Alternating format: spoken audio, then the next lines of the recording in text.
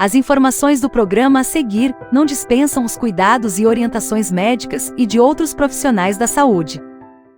Fique agora com o programa Saúde Integral, Corpo, Mente e Espírito em Equilíbrio.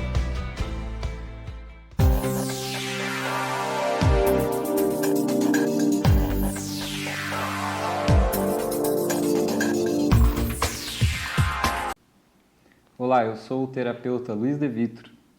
Sou acupunturista, quiropraxista, mestre em Reiki e massoterapeuta. E você está assistindo o programa Saúde Integral, Corpo, Mente e Espírito em Equilíbrio.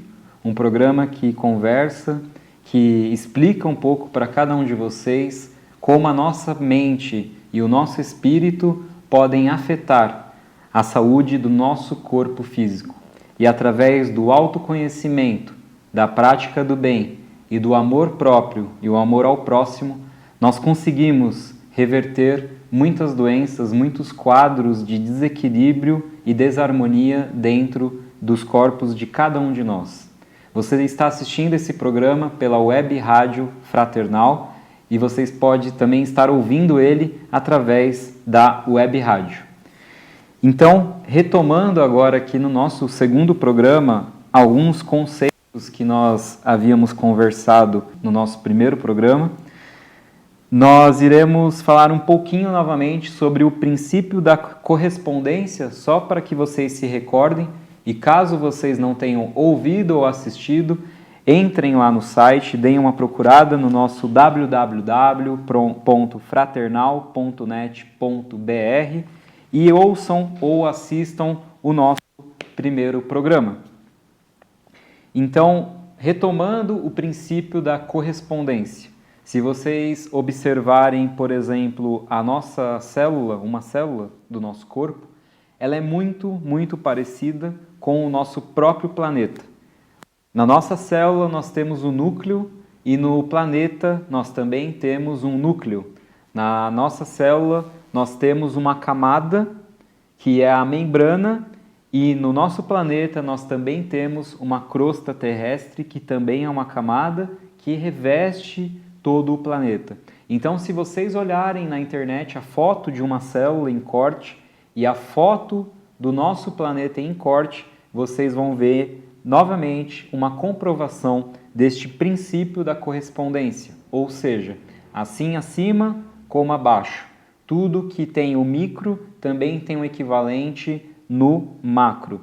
E nós iremos conversar hoje bastante sobre a questão da memória celular, que é uma teoria que pressupõe que todas as células do organismo humano detêm o poder da memória e são, portanto, capazes de armazenar costumes, valores e inclinações tanto quanto os neurônios. Então, atualmente existe essa teoria chamada memória celular, na qual diz que não só os neurônios, mas qualquer célula do nosso corpo é capaz de armazenar traumas, memórias, experiências, inclinações e hábitos. E isso foi comprovado atualmente através de alguns estudos e algumas pesquisas que mostrou que órgãos de transplantados, as pessoas que recebiam aquele órgão, ela tinha inclinações, hábitos e costumes que ela começava a praticar que era do antigo doador. Ou seja, a gente consegue mostrar assim então que aquele órgão ele armazenou muitas informações que o antigo doador vivenciou. E essa nova pessoa, esse receptor desse órgão, ele começa a praticar ou ter os hábitos do doador. Isso foi mostrado, inclusive, através de um estudo de uma menininha que ela recebeu um órgão e ela começou a ter pesadelos que estavam relacionados ao momento da morte, do desencarne da pessoa que doou o órgão para ela. E além disso, a gente pode começar a pensar nesta questão da memória celular até mesmo com alguns exemplos práticos.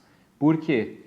Se eu perguntar para vocês onde que está a mente de vocês, muito provavelmente vocês irão dizer que a mente está aqui, no seu cérebro. mas a verdade é que dentro da filosofia oriental, dentro da medicina ayurvédica, da medicina chinesa e de próprias correntes, como por exemplo o budismo, é assumido que corpo e mente é uma coisa só.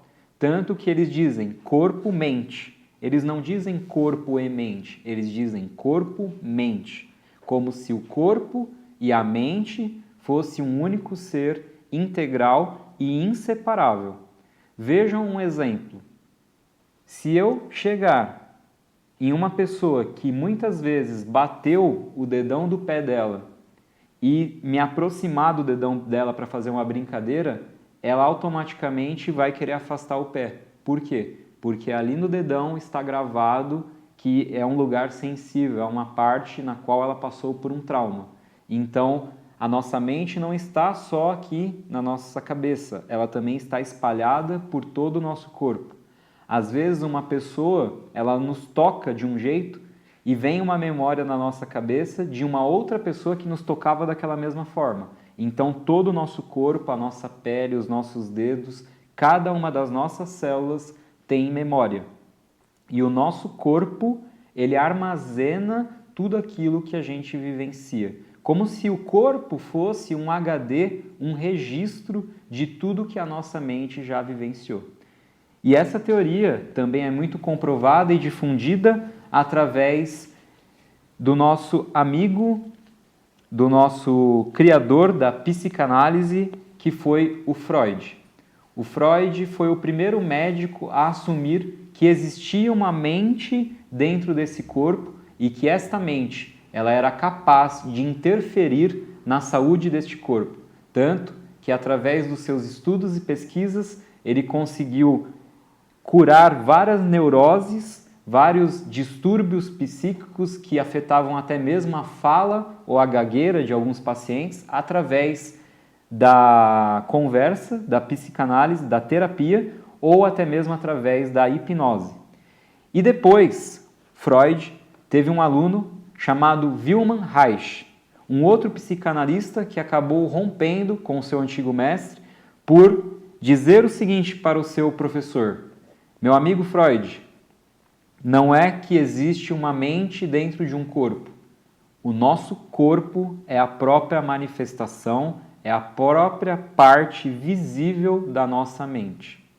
E aí, como Freud era um cara muito egoísta, apesar de estudar o ego e o egoísmo, ele resolveu romper com o seu antigo aluno, e isso fez com que o Reich continuasse aprofundando os seus estudos, e ele conseguiu descobrir que na nossa formação, dos nossos 0 aos nossos 5 anos, nós formamos 5 traços de caráter que são como se fossem personalidades nas quais nós passamos e nós armazenamos vários tipos de traumas ou de experiências que nós armazenamos definitivamente no nosso corpo, criando inclusive couraças ou mecanismos de proteção no nosso corpo.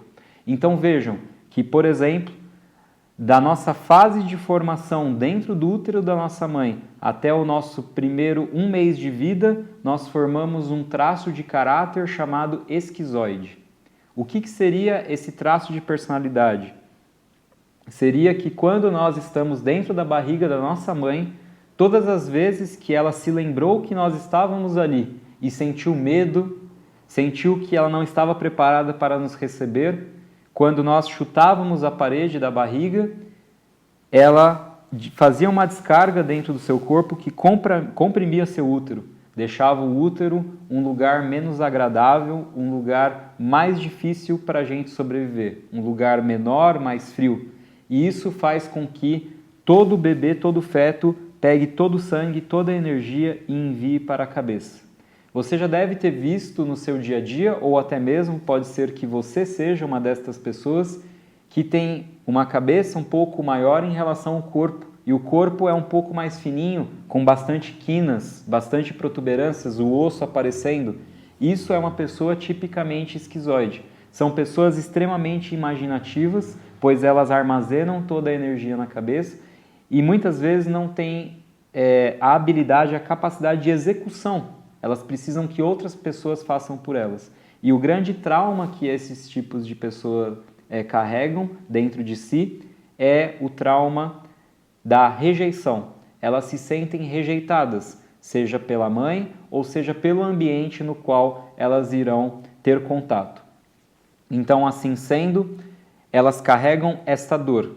Mas nenhuma dor vem dentro de nós sem um recurso, sem uma habilidade, sem um superpoder. E é por isso que as pessoas que têm, na sua grande maioria, o traço de caráter predominante esquizoide são pessoas extremamente criativas, disruptivas, imaginativas e que têm um mundo à parte, o mundo das ideias, com grande poder de criação e de imaginação.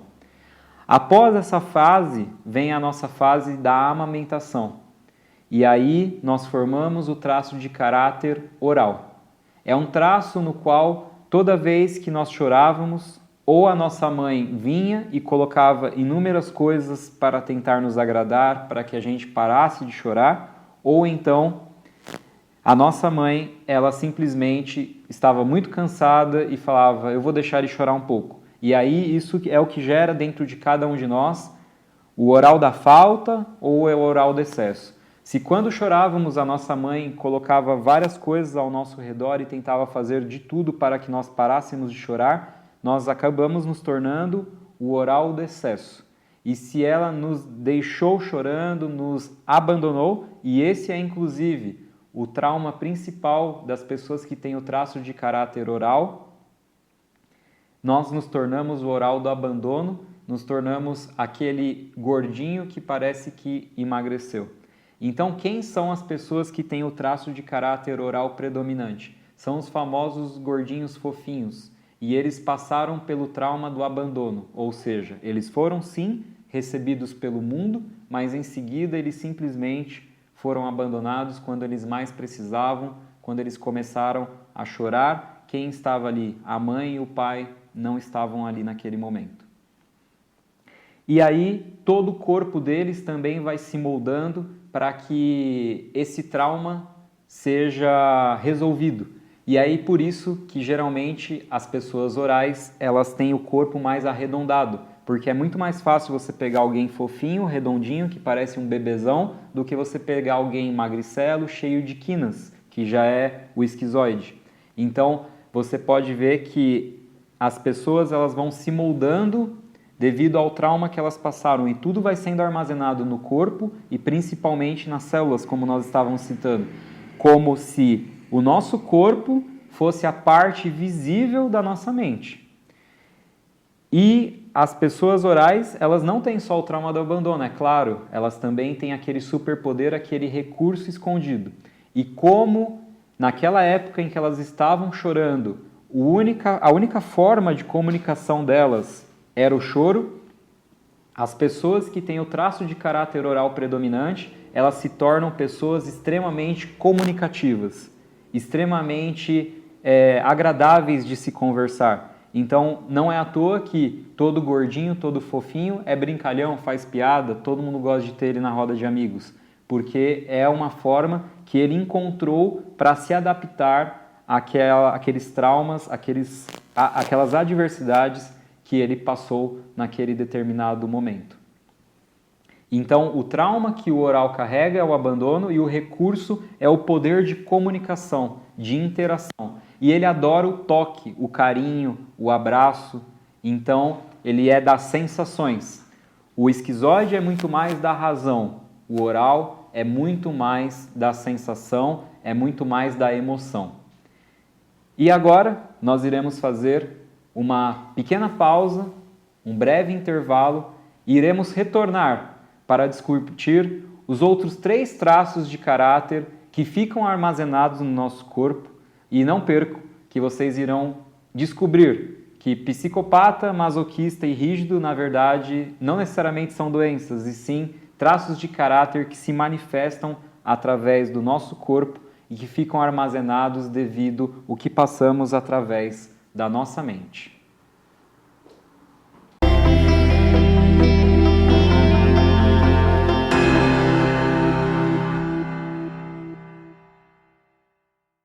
voltamos a apresentar Saúde Integral, Corpo, Mente e Espírito em Equilíbrio.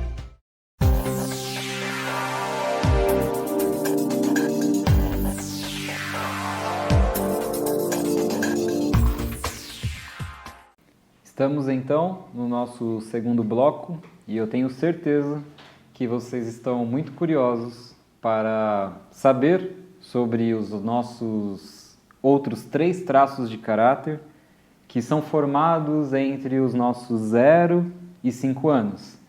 Então, retomando um pouquinho, entre os nossos 0 e primeiro mês de vida, nós formamos o traço de caráter esquizoide. E do nosso primeiro 1 mês de vida até esta fase da amamentação, nós formamos o nosso traço de caráter oral. E o terceiro traço de caráter que é formado no nosso corpo através dos traumas e experiências que vivenciamos no nosso dia a dia é o traço de caráter psicopata.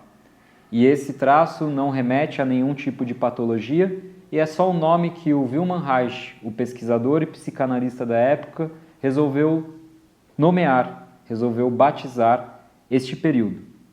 O psicopata é formado dentro de cada um de nós e todos nós temos a psicopatia, a oralidade, a esquizoidia, a rigidez e o masoquismo em proporções diferentes.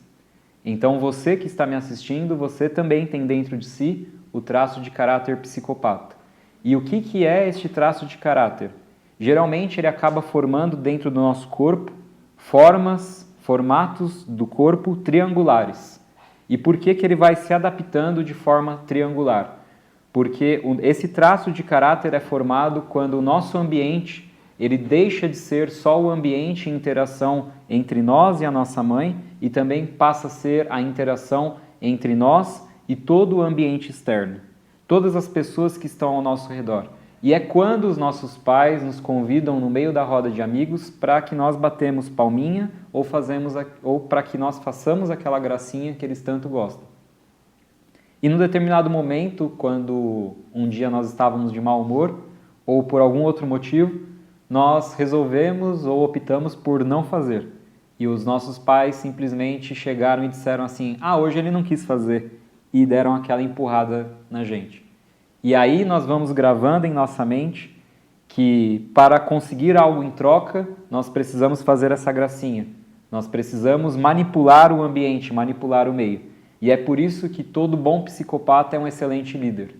Percebam que todos os traumas e todos os recursos que nós estamos falando aqui, as pessoas podem usar para o bem ou para o mal. Elas podem estar na dor, no sofrimento, ou estar utilizando essa habilidade como um superpoder dentro de cada uma delas.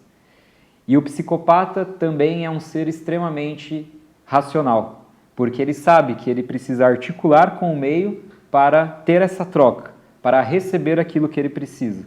E ele aprendeu isso quando ele era criança através das gracinhas. E o grande trauma dele é a manipulação, ao mesmo tempo que ele também pode usar isso como um recurso para manipular as pessoas ou o ambiente ao seu favor. E os psicopatas, muitas vezes, eles acabam sendo extremamente eficientes para vendas e articulação, porque eles têm essa capacidade, essa característica, esse recurso de negociar. Negociar com as pessoas e negociar com o ambiente. E após isso, após a formação desse traço, inclusive que tem essa formação triangular porque precisa dos braços e do peito desenvolvido para fazer as gracinhas e para articular, e eu tenho um pouco de psicopatia, vocês podem perceber, devido à minha projeção gestual, é formado o traço de caráter masoquista.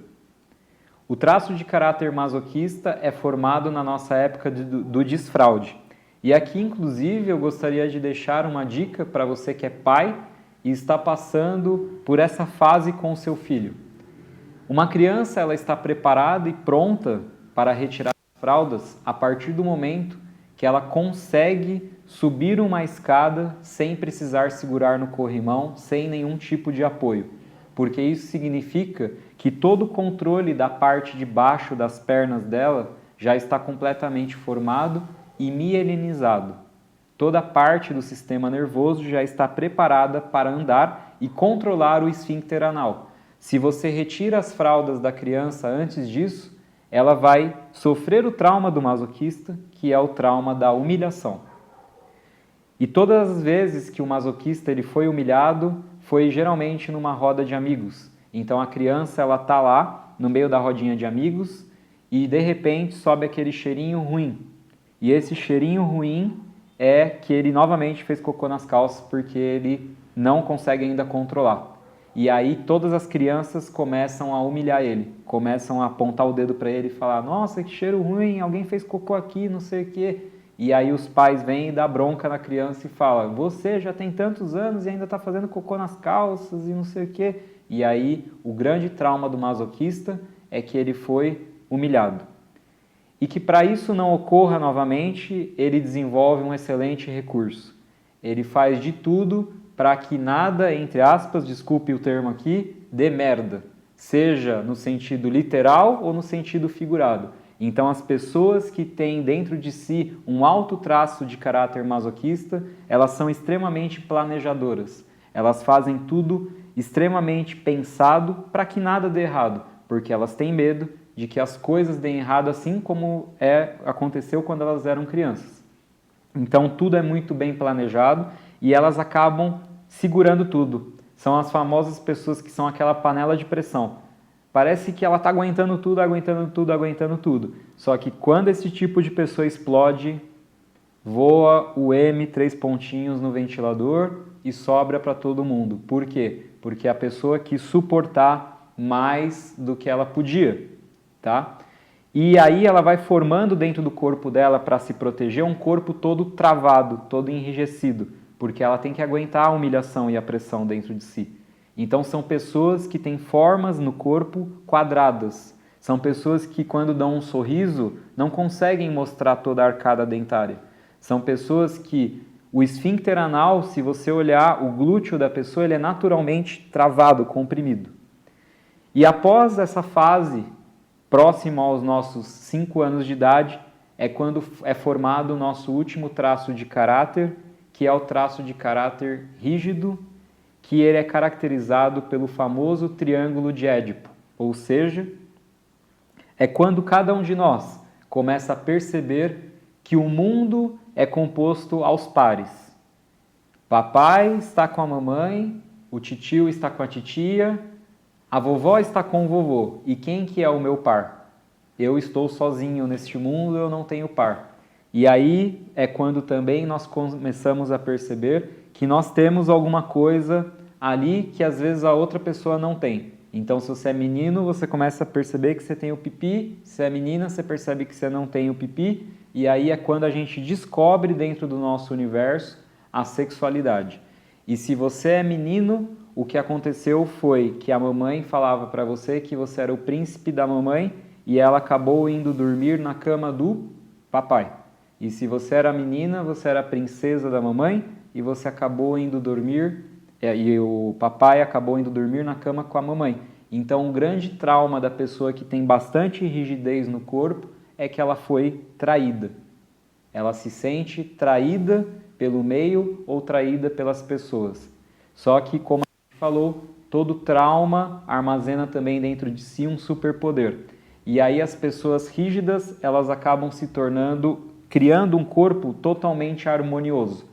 Então são pessoas que têm geralmente a pele mais harmoniosa, o cabelo mais harmonioso, o corpo como um todo parece um violão. Por quê? Porque essa pessoa aprendeu que ela precisa competir. Se era menina, competia com a mamãe. Se era menino, competia com o papai. E aí o grande recurso que essas pessoas trazem dentro de si é a competitividade, é a força de vontade, é essa capacidade de execução. Os 3 primeiros traços, eles não têm a capacidade de executar. Quando nós falamos do esquizoide, oral e psicopata, eles têm uma capacidade de execução menor.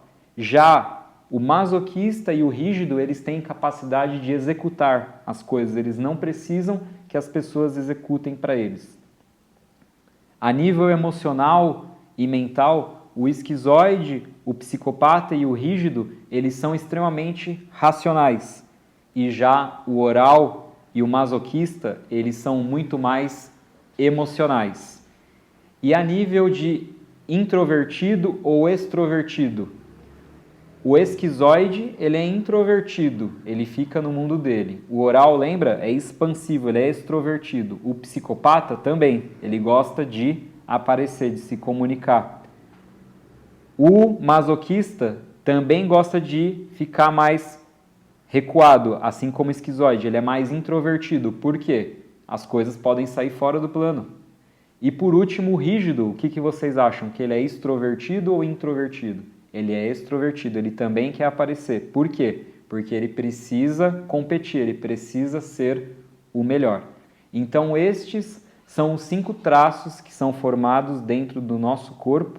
E vejam só que interessante que todo esse processo ocorre devido a um processo chamado mielinização.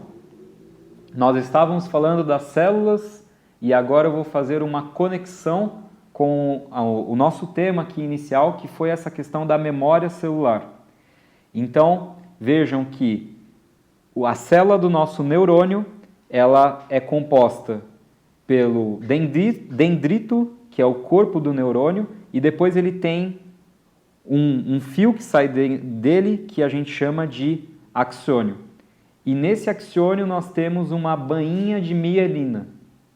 Essa bainha, essa capa protetora, é o que caracteriza se aquele neurônio ele vai ser mais forte, se ele vai ter uma comunicação melhor ou se ele vai ter uma comunicação pior. Essa bainha de mielina é como se fosse a capa que fica em volta do fio, de um fio, igual este fio que está saindo aqui da câmera ou dos outros equipamentos que nós temos aqui do estúdio. E toda vez que nós não utilizamos aquele conjunto de neurônios, aquele conjunto de comunicações, ocorre um processo dentro do nosso corpo que se chama poda neural, ou seja, todos aqueles neurônios eles são eliminados se eles não estiverem sendo utilizados. Então, quando nós estamos formando o traço de caráter esquizoide, o nosso primeiro traço, todo o processo de mielinização se encontra aqui no crânio. Quando nós estamos formando o processo de mielinização do traço de caráter oral, o processo de mielinização está aqui, na coluna cervical, na parte aqui do pescoço e garganta. Quando nós estamos formando o traço de caráter psicopata, todo o processo de mielinização está na coluna torácica.